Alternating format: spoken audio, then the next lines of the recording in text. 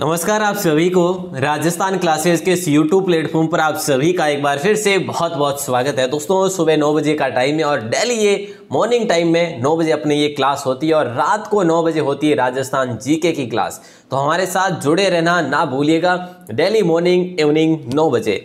चलिए दोस्तों, यहाँ पे आज हम बात करेंगे सामान्य विज्ञान की। सामान्य विज्ञान जनरल साइंस के ऐसे महत्वपूर्ण प्रश्न जो आप बार बार पढ़ते होंगे, लेकिन कई बार ऐसा होता है कि अपन जितना क्वेश्चन पढ़ते हैं ना उतना अपन ज़्यादा ही कुछ कंफ्यूजन में लेते हैं। तो आज कुछ ऐसे ही क्वेश्चन होने वाले हैं, लेकिन इजी रहेंगे, ज़्यादा कोई ऐसे हार्ड नहीं रहेंगे, पर आपको एंड तक जुड़े रहना हमारे साथ। देख लो, ऐसे ही प्रश्न अगर पूछे जाए तो है ना, मैं ज़रूर ये नहीं कहता कि ऐसा ही पूछे जाएंगे यही छपेंगे, ऐसा नहीं, लेकिन ऐसे प्रश्न पूछे जाए तो आप कितने क्या सही करेंगे ये बिल्कुल पहले से ही तैयारी होनी चाहिए हमारी। और पहला क्वेश्चन आप सभी की स्क्रीन पर आता है कि इनमें से किसमें प्रोटीन की मात्रा सबसे अधिक पाई जाती है। जो ऑप्शन दे रखा है दालों में, सब्जियों में, मूंगफली में या सोयाबीन में, बिल्कुल व्यवहारिक सा क्वेश्चन है भैया। और अगर यही हमें ना पता हो तो हम साइंस पढ़े ही ना, है कि नहीं। चलिए साहब, तो सोयाबीन में सबसे ज़्यादा प्रोटीन की मात्रा होती है, ये हमें 10th क्लास में ही पता चल जाता है। लगभग कितने परसेंट होती है, तो दोस्तों 40% से भी ज़्यादा होती है इसमें किसकी, प्रोटीन की मात्रा। ध्यान रखिए। अगला क्वेश्चन आता है कि भाई व्यापारिक शर्करा का उत्पादन जो है ना होता है गन्ने के तनों से या फिर मधुमक्खियों के छत्तों से या रासायनिक संश्लेषण से या उक्त सभी। तो उक्त सभी यहाँ पे बनेगा नहीं, है ना। गन्ने के तनों से ही व्यापारिक शर्करा का उत्पादन होता है और राइट आंसर हमारा सभी का हो जाएगा ए ऑप्शन। जैसा कि मैंने लिखा यहाँ पे आप भी लिखो और आगे चलो, आ जाओ। अगला क्वेश्चन है, फरूला पौधे के किस भाग से हींग प्राप्त की जाती है। फरूला पौधे के किस भाग से हींग प्राप्त की जाती है। तो दोस्तों फरूला पौधे के पण से नहीं, फल से भी नहीं, जड़ से। ऐसे क्वेश्चन हमारे लिए काफ़ी मोस्ट बन जाते हैं और कभी कभी क्या होता है कि कंफ्यूजन भी पैदा कर लेते हैं कि सर ने बताया तो था, पता नहीं क्या होगा। ऐसे में आपको थोड़ा सा यहाँ से ध्यान ये रखना होगा, क्लास में मन रखना होगा, कमेंट में ध्यान कम रखना होगा। अगला, निम्न में से विटामिन सी का स्रोत कौन सा है। इनमें से विटामिन सी का स्रोत गूगल है, हल्दी है, सफ़ेद मूसली, आंवला। सर सफ़ेद मूसली जो है ना ये विटामिन सी का स्रोत है। नहीं साहब, यहाँ पे ना राइट आंसर आपका आंवला हो जाएगा। क्या हो जाएगा, आंवला। ठीक है, ये आपको किसने बता दिया, सफ़ेद मूसली, आंवला हो जाएगा दोस्तों राइट आंसर। ठीक है, आंवला जो है ना विटामिन सी का एक प्रमुख स्रोत है। पुरुषों में पुरुषत्व की जो कमी होती है ना उसके उपचार के लिए किसको प्रयुक्त किया जाता है। हल्दी को, सफ़ेद मूसली को, अदरक को, आंवला को। अगर ऐसा क्वेश्चन कर लिया जाए तो हम बात करेंगे बी ऑप्शन, सफ़ेद मूसली। अगर किसी प्रकार की पेट में अगर किसी भी प्रकार की कोई दिक्कत हो तो आप उसमें अदरक का यूज कर सकते हैं। ठीक है, पेट संबंधित बीमारियों में। ठीक है ना। अगला क्वेश्चन आपके स्क्रीन पर आता है, मलेरिया उपचार में प्रयुक्त कुनेन औषधि प्राप्त होती है। मलेरिया उपचार में प्रयुक्त कुनेन औषधि जो होती है ना, अपन मेडिकल में जाते हैं कई बार कुनेन हमें वैसे स्कूलों में दिया करते थे ना, कुनेन की गोलियां दिया करते थे, टैबलेट दिया करते थे कि इससे मलेरिया नहीं होगा, ये वो। ये स्कूल में आई थिंक लगभग हर महीने दिए जाते थे कहीं कहीं पे, है ना। कहीं कहीं पे क्या ऑल राजस्थान में दिए जाते थे मलेरिया को भगाने के लिए।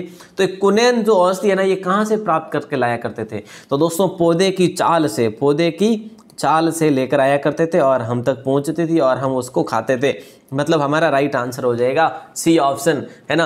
आज हमें पता चल गया कि आखिर ये गोली आती कहाँ से थी, इतनी सारी गोलियां ये देते कहाँ से थे, है ना। तो ये पौधों पे ही लगी हुई थी। अरे गोलियां नहीं लगी हुई थी, पौधों की चाल से ये मशीनरी के तरीके से बना के दिया करते थे। हैजियो इसको लाता क्या उनमें लागोड़ी अवेन बस तोड़ लिया हैजियो एडी कोन में। ठीक है, हाँ खैर सर तो मन ध्यान है, हाँ वैसे है तो बात तो हासी है। चलो, निम्न में से कौन सा पादप तेल उत्पादक नहीं है। निम्न में से कौन सा पादप जो है तेल उत्पादक नहीं है। सोयाबीन में तेल आता है, नारियल भी आता है, अलसी में भी तेल आता है ना, अरहर में तेल नहीं आता। अपना राइट आंसर डी ऑप्शन हो जाएगा। अगला क्वेश्चन है, इमारती काष्ठ वृक्ष का कौन सा उत्तक होता है। इमारती काष्ठ वृक्ष का कौन सा उत्तक होता है ये बताना है। इमारती जो काष्ठ ना ये वृक्ष का कौन सा उत्तक होता है। प्राथमिक जाइलम, द्वितीय जाइलम, प्राथमिक फ्लोएम या द्वितीयक फ्लोएम। तो द्वितीयक जाइलम को लॉक करेंगे आप। किसको करेंगे, बी ऑप्शन को लॉक करेंगे। काफ़ी महत्वपूर्ण क्वेश्चन था आपका। हाँ, ऐसे ही क्वेश्चन मैंने कहा ना, जैसे कि कंफ्यूजन कर लेते हैं कि प्राथमिक जाइलम होगा द्वितीयक, फिर है जो कि प्राथमिक फ्लोएम होगा या द्वितीयक, ऐसे में हम हो जाते हैं कंफ्यूज। नंबर 9 क्वेश्चन है, अश्वगंधा। ध्यान देना जरा, अश्वगंधा व अफीम के पौधों के किन किन भागों से औषधीय महत्व के पदार्थ प्राप्त किए जाते हैं। आज अंपनी ठा पड़ जावेला कि अश्वगंधा और अफीम रे पौधों में तू किन किन जगह मतलब वो जो है नी पदार्थ लिया करे तोड़े तो हमको ने भी ध्यान पड़ेला में, अगर हमको नहीं भी दे क्यों तो भी ठीक है, भले आज चीज़ करो भले आज चीज़ करो। डी कर दो हम पढ़े मूल व कच्चे फलों का दूध मतलब लिया जाता है और उससे जो है ये जो महत्वपूर्ण जो पदार्थ भी बनाए जाते हैं। फिर अफीम हो गई है ना, फिर आजकल खैर क्या ही बताएं। गोसिपियम किस पौधे का वैज्ञानिक नाम है? एक प्रकार का मतलब दैनिक नशा बन चुका है लोगों का। तो चलिए क्या हो जाएगा, गोसिपियम जो है ना किस पौधे का वैज्ञानिक नाम है? कपास है, पटसन है, जूट है या सन है? तो राइट आंसर आप सभी का हो जाएगा कपास। क्या हो जाएगा दोस्तों? कपास हो जाएगा। गोसिपियम किस पौधे का वैज्ञानिक नाम है? कपास का वैज्ञानिक नाम क्या है? गोसिपियम है। ध्यान रखना वानस्पतिक नाम है, पूछा जाएगा आपको। किसी चालक का विशिष्ट प्रतिरोध निर्भर करता है चालक की लंबाई पर, चालक के अनुप्रस्थ कट के क्षेत्रफल पर, या चालक के पदार्थ पर, या चालक की आकृति पर। किसी चालक का विशिष्ट प्रतिरोध निर्भर करता है पदार्थ पर, चालक के पदार्थ पर निर्भर करता है। ठीक है, अगला क्वेश्चन है शुद्ध शहद जो है ना सुरक्षित रह सकता है? अगर आप शुद्ध शहद आपके हाथों से ही निकालते हैं, कहाँ से? मधुमक्खियों के छत्तों से निकाला जाता है शुद्ध शहद है ना, तो ये कुछ दिनों तक रह सकता है, कुछ महीनों तक, या कुछ वर्षों तक, या हजारों वर्षों तक। दोस्तों अगर शहद शुद्ध हो ना तो ये हजारों वर्षों तक रह सकता है। इस शहद में इतनी कैपेसिटी है कि ये खराब नहीं होता। और एक चीज़ और क्लियर कर दूं, जो मार्केट में भी हमें मिलता है कई बार, जो आपको ओरिजिनल जो कि पैकिंग मिलती है तो वो शुद्ध शहद की होती है, जो कई बार पड़ा रहता है, 2-2, 3-3 सालों से ही पड़ा रहता है। लेकिन आपको मार्केट में इतना शुद्ध शहद नहीं मिलेगा जितना आप खुद मतलब कि बनाते हो, निर्माण करते हो। चलिए, वैसे बनाते कहाँ से? मधुमक्खियों के छत्तों से। अच्छा, कभी किसी ने बनाया क्या? कमेंट करना जरा किसी ने बनाया हो तो। नंबर 13 क्वेश्चन आपकी स्क्रीन पर आता है कि रेशम कीट पालन का प्रचलन सर्वप्रथम किस देश में हुआ था? रेशम कीट पालन का सर्वप्रथम जो है ना ये चीन में हुआ था। दोस्तों ध्यान रखना, कहाँ पे हुआ था? चीन में हुआ था। उसके बाद धीरे धीरे भारत में भी आ गया था, अमेरिका में भी। जैसे मछली पालन से प्रमुख रूप से क्या प्राप्त किया जाता? भोजन, औषधियाँ, प्रसाधन, उर्वरक। सॉरी, भोजन। कई क्षेत्र में मछलियों से भोजन प्राप्त किया जाता है। मछली पालन उनका एक व्यवसाय बन गया है और वहाँ पे भोजन के रूप में इसका प्रयोग किया जाता है। उस साइड में, अपने पूर्व साइड में, मतलब राजस्थान, भारत के, है ना। अगला क्वेश्चन है कि भाई किससे विटामिन युक्त तेल प्राप्त किया जाता है? किससे विटामिन युक्त तेल प्राप्त किया जाता है? विटामिन युक्त अगर तेल की बात करें तो मछली से ही किया जाता है। बी ऑप्शन, ये गाय का ऑप्शन ही नहीं देना चाहिए था, और यहाँ पे राइट आंसर है जो मछली हो जाएगा। इस गाय के ऑप्शन को हटा दीजिएगा यहाँ से, है ना। चलिए, अगला क्वेश्चन आता है मधुमक्खी पालन एपीकल्चर है तो केंचुआ पालन कहलाता है? मधुमक्खी पालन एपीकल्चर है तो केंचुआ पालन क्या कहलाता है? देखिए, मधुमक्खी पालन एपीकल्चर है ना, तो केंचुआ पालन वर्मी कल्चर कहलाता है। ठीक है, और मुर्गी पालन तो सर पोल्ट्री कहलाता है। अच्छा, यूँ, चलो बढ़िया, याद आएगी कहीं थोड़े बैठो ने। चलो, दीमक, तितली, मक्खियाँ। देखिए दोस्तों, दीमक, तितली, मक्खियाँ आदि के अध्ययन को क्या कहते हैं बताइए? आदि के अध्ययन को एंटोमोलॉजी, आर्थियोलॉजी, या एपीकल्चर, या फिर एंटीरोनोलॉजी? Entomology, A option. जैसे कोई दीमक होता है कहीं लगा होता है ना, या तितली होती है, या मक्खियाँ होती है, ये सभी एंटोमोलॉजी के अध्ययन में आते हैं। अगला क्वेश्चन है निम्न में से असत्य आपको बताना है। असत्य आपको बताना है। सर हम असत्य कभी बोलते नहीं हैं सर, हम सत्य ही सत्य बोलते हैं। अरे बता दो राइट आंसर, बोलते हो सत्य? पता है, ठाए मन हैंग थे, सत्य कितना बोलो। अरे राइट आंसर बताओ। चलो, मधुमक्खी पालन एपीकल्चर, रेशम कीट पालन सेरिकल्चर, मत्स्य पालन पीसीकल्चर, फलों का अध्ययन एक्वाकल्चर। चलिए, तो यहाँ पे आप सभी का राइट आंसर हो जाएगा डी ऑप्शन। देखिए, मधुमक्खी पालन का एपीकल्चर आप सभी बोलते हैं और बिल्कुल आप सत्य हैं। रेशम कीट पालन सेरिकल्चर आपने सत्य कहा, मत्स्य पालन पीसीकल्चर आपने सत्य कहा, है ना। और फलों का अध्ययन एक्वाकल्चर में नहीं होता। फिर फलों का अध्ययन होता है पोमोलॉजी में। दोस्तों किस में होता है? पोमोलॉजी, है ना, ऐसे ही लिखा जाता है ना, पोमोलॉजी में। और एक्वाकल्चर का सर ये, अरे भैया ये जो है ना ये उसमें होता है जलीय पौधे वगैरह उनकी खेती होती है ना, उसमें होता है, मतलब जीवों के पालन भी कह सकते हो उसके साथ एक्वाकल्चर को। अगला क्वेश्चन है रेशम का कीट किस पौधे की पत्तियों पर रहता है? सर वो तो काले देखियो तो मैं अच्छा रेशम कीट ने देखियो कहीं थे काले, तेने बताओ राइट आंसर सर। पौधे री पत्तियों माते रहवे, हाँ पत्तियों माते रहवे हो तो देख बता लो कौन सी पत्तियों पर? सर शहतूत की पत्तियां पर रहता है, ये ए ऑप्शन आपका लॉक होगा। हाँ हमारा आपका सबका लॉक हो जाएगा। अगला क्वेश्चन है निम्नलिखित में से असत्य है, बताइएगा। निम्न में से असत्य, एंटोमोलॉजी कीटों का अध्ययन बिल्कुल सही है ना। हाँ मिर्मिकोलॉजी चींटियों का अध्ययन बिल्कुल सही है। मिर्मिको चींटियां, ठीक है। एंटोमोलॉजी कीटों का अध्ययन, एंटोमोलॉजी में अभी अपन ने पढ़ा ना कि दीमक है, तितलियां हैं, मक्खियां वगैरह, ये किस में आते हैं? कीटों में आ जाते हैं, और कीटों का अध्ययन एंटोमोलॉजी में किया जाता है, ठीक है।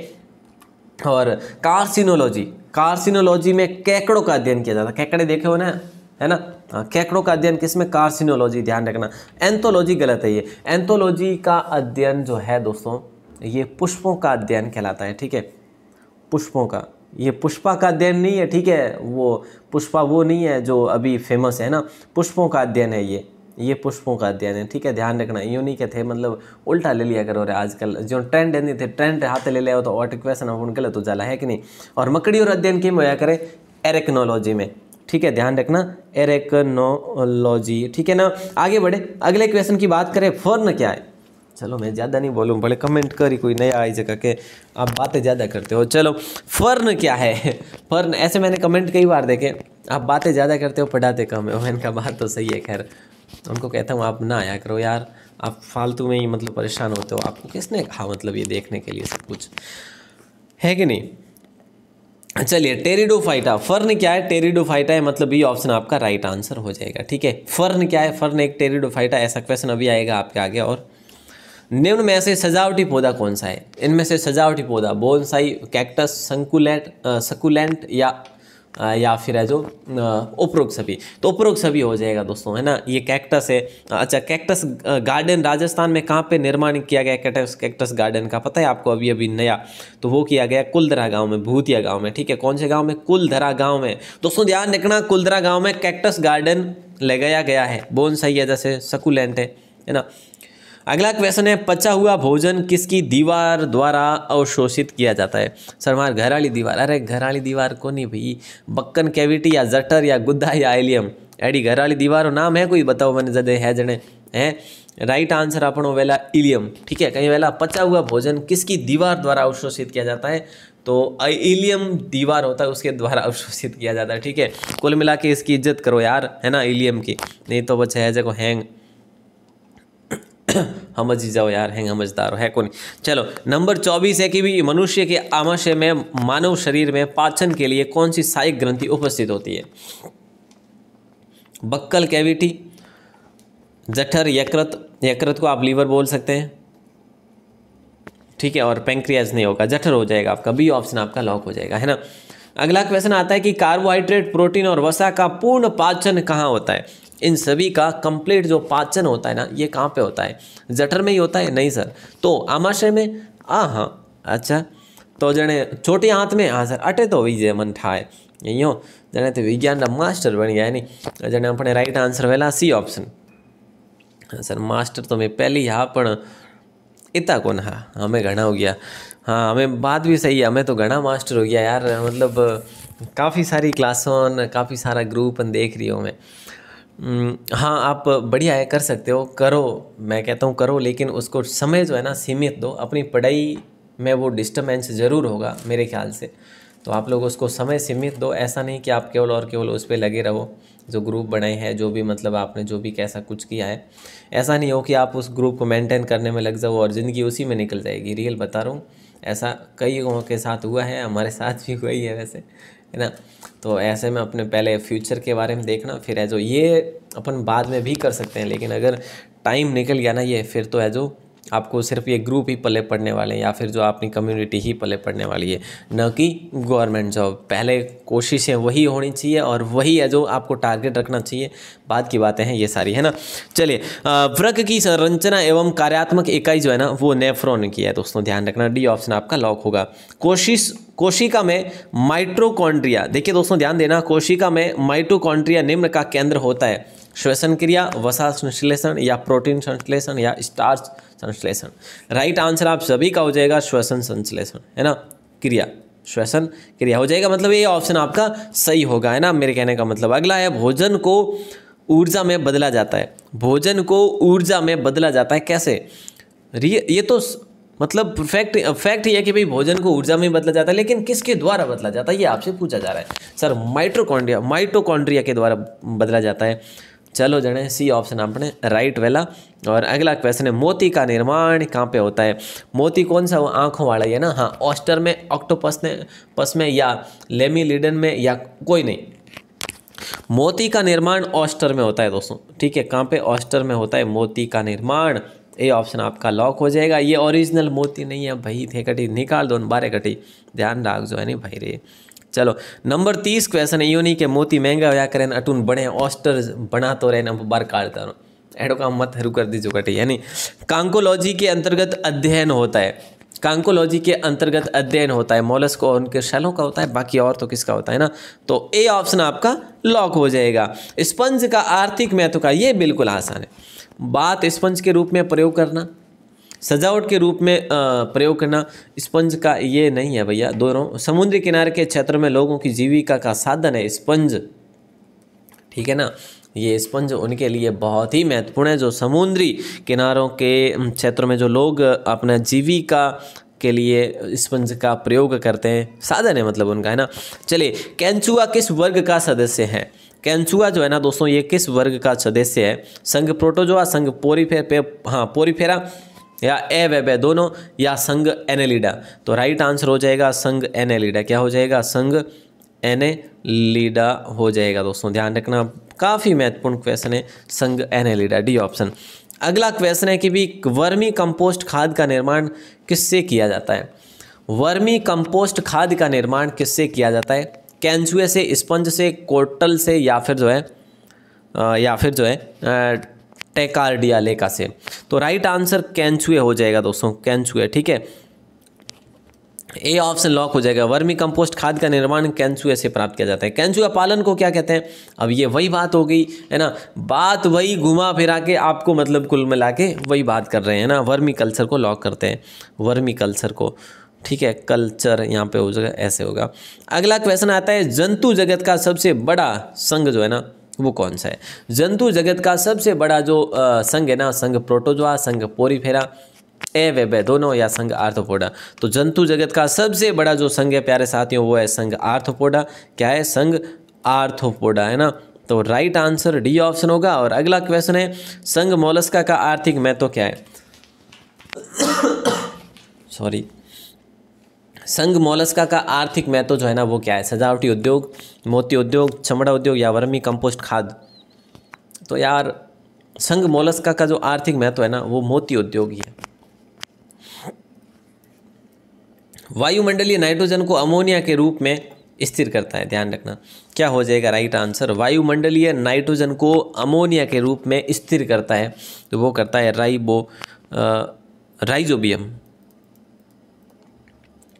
राइजोबियम, है ना। अपना राइट आंसर हो जाएगा ए ऑप्शन। बहुत इंपॉर्टेंट क्वेश्चन है। अगला क्वेश्चन आपका आता है, लाख क्या होती है दोस्तों? लाख जो है ना, अच्छा टाइम हो गया काफ़ी, 18 मिनट हो गए ना। चलो हो गए से खैर, तो पर अपन 40 क्वेश्चन ही पढ़ेंगे आज, ठीक है ना। लाख जो होती है ना दोस्तों, एक पेड़ की जड़ होती है, तो एक कीट द्वारा स्रावित पदार्थ होता है जो लाख होता है, और यही लाख बाद में हमारे मतलब कला के लिए काम आती है। कला मतलब जो लाख की चूड़ियाँ वगैरह नहीं बनाई जाती, ये ऐसे इसी से बनाई जाती है। निम्नलिखित में से कौन सा रेशम सर्वश्रेष्ठ होता है? इनमें से रेशम की बात कर रहे हैं अपन, खैर अपने नहीं खरीदना, लेकिन हम बात करेंगे अपने एग्ज़ाम के लिए है, खैर खरीदारी ही है अपनी भी, कहीं कहीं नहीं जगह है जगह अपनी पढ़ पर जाए खरीदारी वास्ते जैसा यानी मलबरी रेशम से यानी और सर्वश्रेष्ठ होया करे, सब बेस्ट होया करे। रेशम का कीड़ा एक वर्म है या मोथ है, बताओ वर्म है या फिर मोथ है, बताइए जल्दी से बताइए। फ्लाई को नहीं करेंगे, बीटल को नहीं करेंगे, रेशम का कीड़ा जो है ना एक वर्म है या मोथ है, बता दीजिएगा। अच्छा सर इसमें तो मोथ ही हो जाएगा। चलो साहब सी ऑप्शन लॉक करो और दुम दबा के भागो। और मैं आपको जो क्वेश्चन दे रहा हूँ ना, मतलब बड़ा लाजवाब क्वेश्चन होगा। भारत के प्रथम उप प्रधानमंत्री कौन बने? ये तो सबको पता है, डॉक्टर सर्वपल्ली राधाकृष्णन जी बने थे। नहीं सर, तो सर सरदार वल्लभ भाई पटेल बने थे। ओ यूँ चलो जने एनो तो खैर डी इजी कर लो है नहीं। चलो अपने सही उत्तर बतानो है। Question for you Gagan Narang किस खेल से संबंधित थे? या फिर सॉरी है तो निशानेबाजी, मुक्केबाजी या बैडमिंटन या कुश्ती।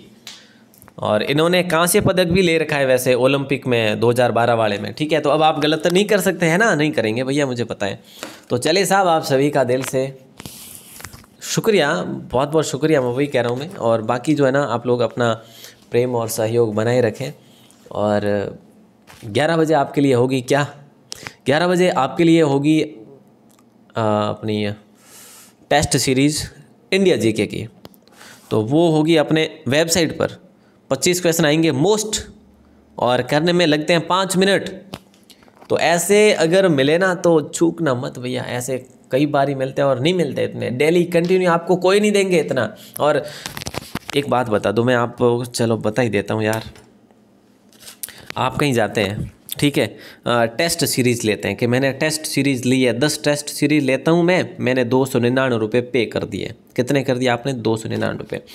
उस 10 टेस्ट सीरीज़ में एक में 100 क्वेश्चन आते हैं। कितने आते हैं? एक में 100 क्वेश्चन ऐसे ही आते हैं ना जीके की, अगर कोई टेस्ट सीरीज़ करते हैं तो।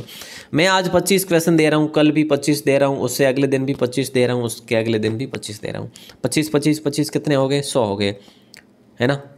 एक टेस्ट सीरीज आपकी बन गई ना, थोड़ा थोड़ा अगर रोज़ पढ़ेंगे तो एक दिन इतना पढ़ लेंगे कि सोची भी ना होगी, है ना। ये थोड़ा सा दिमाग लगाओ कि अगर यहाँ पे अपन पैसे देखें एक साथ ले रहे हैं तो यहाँ पे भी आपको यही फ्री कंटेंट मिल रहा है, लेकिन धीरे धीरे। एक साथ दे दिया तो आप पढ़ेंगे, इसलिए एक साथ नहीं दे रहे हैं, है ना। लेकिन महत्वपूर्ण उतना ही है, एडवांस्ड आपको देखने को इसमें भी मिलता है टेस्ट में, है ना। तो चलिए दोस्तों, राजस्थान क्लासेज की वेबसाइट का लिंक डिस्क्रिप्शन में दे रखा है। और वैसे आप गूगल पर जाकर राजस्थान क्लासेज लिखेंगे ना, राजस्थान क्लासेज, तो आ जाएगा, वैसे कोई दिक्कत नहीं है। तो चलिए आप सभी का दिल से बहुत बहुत शुक्रिया। और हाँ, अगर पहली बार हो ना तो सब्सक्राइब करके ही जाइए, है ना। चलो साहब, धन्यवाद।